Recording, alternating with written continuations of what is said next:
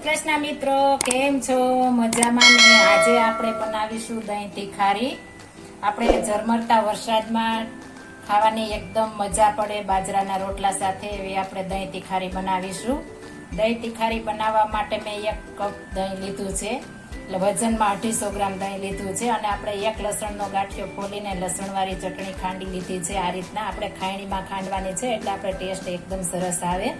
અને 5 થી 7 કરીને નાના નાના ટુકડા કરી લીધા છે. આ ટુકડા નાખવાથી આપણું દહીં તીખારી એકદમ મસ્ત બનશે.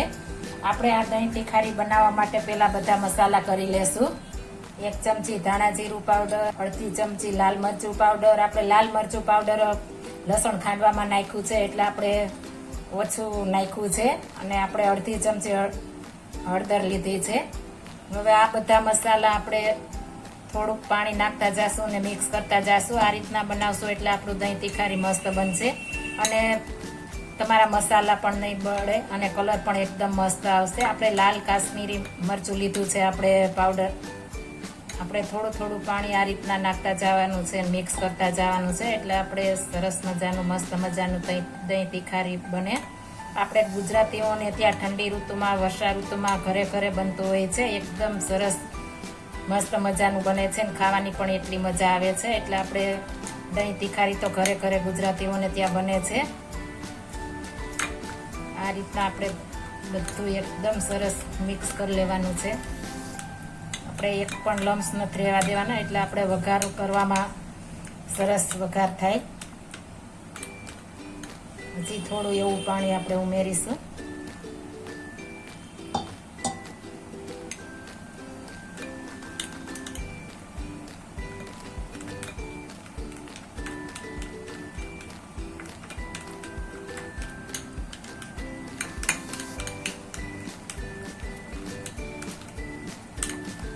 આપણા મસાલા તૈયાર થઈ ગયા છે. હવે આપણે વઘાર કરીશું.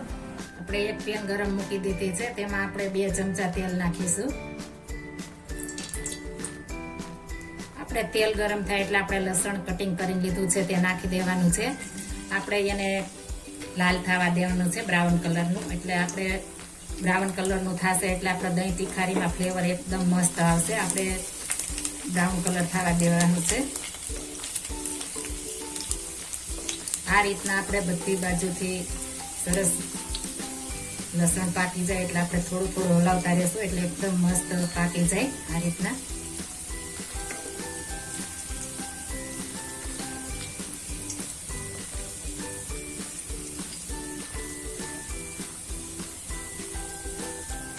આપણે સરસ લાલ થઈ ગયું છે. આ રીતના આપણે લસણ નાખીશું એટલે એકદમ મસ્ત આપણું દહીં તીખારી બનશે. હવે આપણે હિંગ નાખી દઈશું, અડધી ચમચી. આપણે ગેસની ફ્લેમ ધીમી કરી નાખીશું. હવે આપણે જે મસાલા કર્યા છે તે ઉમેરી દઈશું.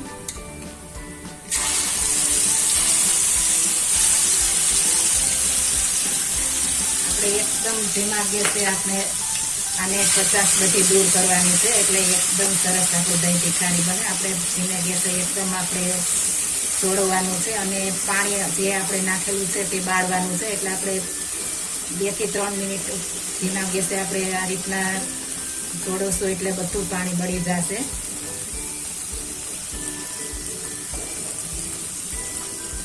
આ રીતના આપણે તળિયે ચીપકે નહીં, ખાસ ધ્યાન રાખવાનું છે. જો તળિયે આપણે ચીપકે તો આપણે દહીં તીખારીનું ફ્લેવર આપણે જેવી જોઈએ તેવી નહીં આવે. મારી સ્ટ્રીકથી તમે બનાવશો તો એકદમ પરફેક્ટ. પહેલી વાર બનાવતા હશો તો પણ મસ્ત બનશે. આ રીતના બનાવશો તો આપણે લસણની બધી કચાશ દૂર કરવાની છે. આપણે ખાંડેલ જે લસણ નાખ્યું છે તે. અને આ રીતના પકવશું એટલે આપણે કલર પણ એકદમ મસ્ત આપણે આવી જશે અને મસાલા બધા ચડી જશે.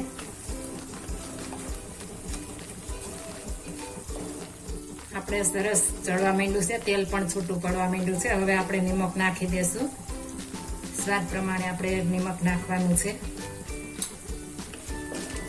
ફરી એકદમ મિક્સ કરી દઈશું. આ રીતના એકદમ ધીમે તાઈએ ચડશે એટલે આપણે કલર પણ નહીં બળે અને આપણે શાકની, આપણે તીખારીની ફ્લેવર પણ એટલી મસ્ત આવશે.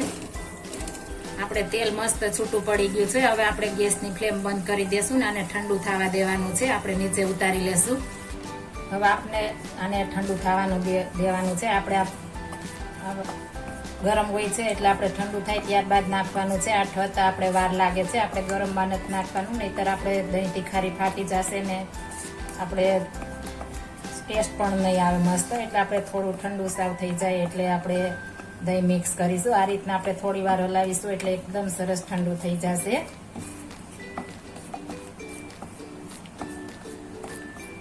આપણી પાસે લસણવાળી ચટણી ખાંડેલી હોય તો આપણે ફટાફટ બની જાય છે. આપણા ચોમાસામાં આપણે શાકભાજી લેવા જવાનો ટાઈમ ન હોય ને આપણે દહીં તીખારી બનાવી લીધું હોય તો આપણે ઓછા મસાલામાં ફટાફટ તૈયાર થઈ જાય છે અને આપણે વરસાદમાં ખાવાની પણ મજા આવે છે. એટલે આપણે 5 થી 6 મિનિટમાં તૈયાર થઈ જાય છે જો આપણી પાસે લસણ ખાંડેલું હોય તો. એટલે મેં તમને ઈઝી રીત બતાવી છે, મેં ખાંડીને તૈયાર રાખ્યું હતું. આપણે વાસી ચટણી ખાંડેલી નથી રાખવાની, આપણે જ્યારે બનાવવું હોય ત્યારે 5-10 મિનિટ વહેલું ખાંડી લઈએ તો ચાલે. એટલે આપણે એકદમ સરસ આવે. જો આપણે ખાંડેલી 2 થી 3 દિવસની પડેલી બનાવીશું તો આવું ટેસ્ટ વાળું નહીં બને આપણે દહીં તીખારી. એટલે આપણે ખાસ એ ધ્યાન રાખવાનું છે કે આપણે ફ્રેશ લસણવાળી ચટણી જ નાખવાની છે.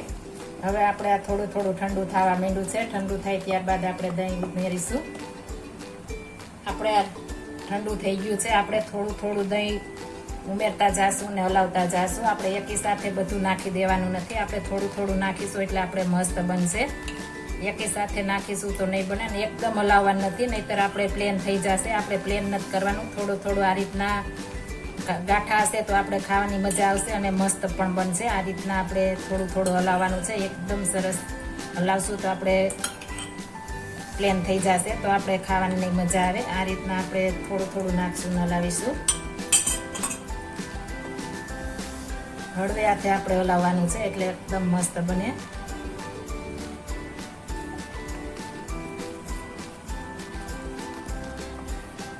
હવે આપણું આ તીખારી તૈયાર છે. હવે આપણે ધાણા ભાજી ઉમેરી દેશું. જો તમારી પાસે લીલું લસણ હોય તો તે પણ ઉમેરી શકો છો. મારા ઘરમાં લીલા લસણ આ ઉપરથી નથી ખાતા એટલે મેં નથી ઉમેર્યું. તમારે જો ખાતા હોય તો ઉપરથી આપણે સર્વ કરવાનું હોય ત્યારે ઉમેરવાનું છે, ત્યાં સુધી નથી ઉમેરવાનું. હવે આપણે એક પ્લેટમાં કાઢી લેશું. હવે આ પ્લેટમાં આપણે કાઢી લેશું સર્વિંગ પ્લેટમાં. આ દહીં તીખારી આપણે સાંજે રોટલા સાથે, રોટલી સાથે, ખીચડી સાથે અને ઘણા લોકો ભાખરી સાથે પણ ખાતા હોય છે. ભાખરી સાથે પણ આપણે મજા આવે છે આ દહીં તીખારી ખાવાની. એકદમ મસ્ત બને છે અને એકદમ ફ્લેવર વાળું. અને આપણે આ ઠંડો હોય ત્યારે તો એકદમ મજા ખાવાની આવે છે.